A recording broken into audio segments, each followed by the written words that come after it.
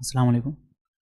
کیا وہ کون سے لوگ ہیں جن پر جنت پوری طرح سے حرام کر دی گئی ہے، یا ایسے کون سے گناہ ہیں جن کی وجہ سے انسان جنت میں داخل نہیں ہوگا؟ بھائی نے ایک سوال کیا ہے کہ وہ کون سے اعمال ہیں جن کے کرنے سے جنت حرام ہو جاتی ہے، یا وہ کون لوگ ہیں جن پہ جنت حرام ہوگی۔ تو یاد رکھ لیجیے، ہر وہ انسان جو کفر اور شرک پر مر جائے، کفر اور شرک کرتا رہا لیکن آخر میں توبہ کر لی تو معاف ہو جائیں گا انشاءاللہ، لیکن کفر اور شرک پر مر جائے، یا جس کو دوسرے بندہ کفر اور شرک کرتا رہے اور اس پر مر جائے، یا کسی بھی اچھے عمل کرتا رہا لیکن مرا تو کفر و شرک پر مرا، یا تو ایک آدمی کفر و شرک ہی کر رہا اور اس پہ ہی مر گیا، ایک آدمی اچھا تھا لیکن بعد میں کفر و شرک کر دیا، مرنے سے پہلے مر گیا۔ جس کی موت کفر اور شرک پہ ہو جائے وہ ہمیشہ جنت سے محروم رہیں گا، جس کی دلیل یہ ہے کہ جہنم جو ہے اللہ تعالیٰ سے مانگیں گی اور کہیں گے کہ اور کچھ ہے تو اندر ڈالو، چونکہ جہنم خالی رہیں گی کتنے لوگ بھی ڈالنے کے بعد۔ روایت میں آتا ہے کہ جب وہ مانیں گے نہیں تو اللہ قدم کو اس کے اندر ڈال دیں گا، جس کے نتیجے میں وہ معافی مانگیں گے اللہ سے اور بالکل کہیں گے کہ وہ جو اس کا ڈیمانڈ تھا اور بھیجو اور بھیجو، وہ ڈیمانڈ ختم ہو جائیں گا اور اس سے کہا جائیں گا، اور پھر اس کے بعد لوگ نکالے جائیں گے، گناہوں کو بھگتنے کے بعد، سزا بھگتنے کے بعد نکلتے جائیں گے نکلتے جائیں گے نکلتے جائیں گے، اور نبی اکرم صلی اللہ علیہ وسلم کو بتایا جائیں گا آخر میں، اے محمد صلی اللہ علیہ وسلم، جہنم میں اب سوائے مشرک اور کافر کے کوئی نہیں رہا، تو نبی اکرم صلی اللہ علیہ وسلم جنت میں چلے جائیں گے اور نہ آپ رکے رہیں گے امتیوں کے۔ تو مشرک اور کافر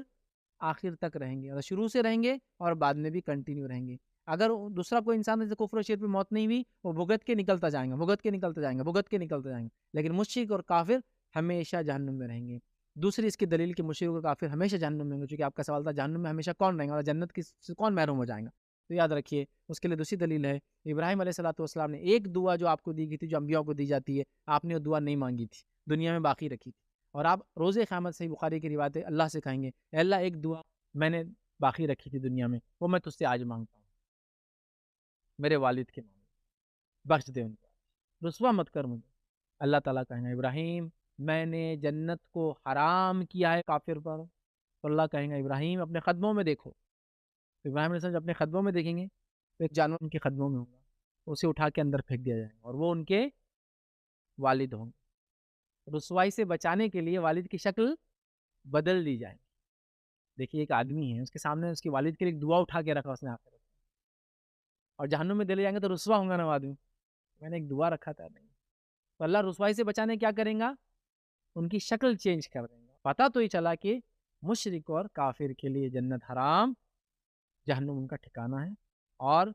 کفر کی ایک قسم یاد رکھیے نفاق بھی ہے، منافقت بھی کفر کی ایک قسم ہے، اس لیے میں نے الگ سے نہیں بولا،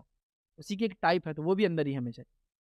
عقیدتاً جو منافق ہوں گا، کافر اور جو شرک پر مرا ہوں گا کفر اور شرک پر، اور منافق ہوں گا عقیدتاً، یہ لوگ ہمیشہ کی جہنم میں رہنے والے، چونکہ نفاق بھی کفر کی قسم ہے، اس لیے الگ سے نہیں بولا، لیکن یہ بھی انکلوڈ ہے اس کے اندر، ان پہ جنت حرام، جہنم پہ واجب، اور یہ ہمیشہ رہیں گے۔ باقی دیگر لوگ چاہے جتنے گناہ کیے ہوں گے انشاءاللہ عزیز، وقتاً فوقتاً گناہوں کی معافی یا سزا بھگتنے کے بعد نکل کے معافی کے ساتھ جنت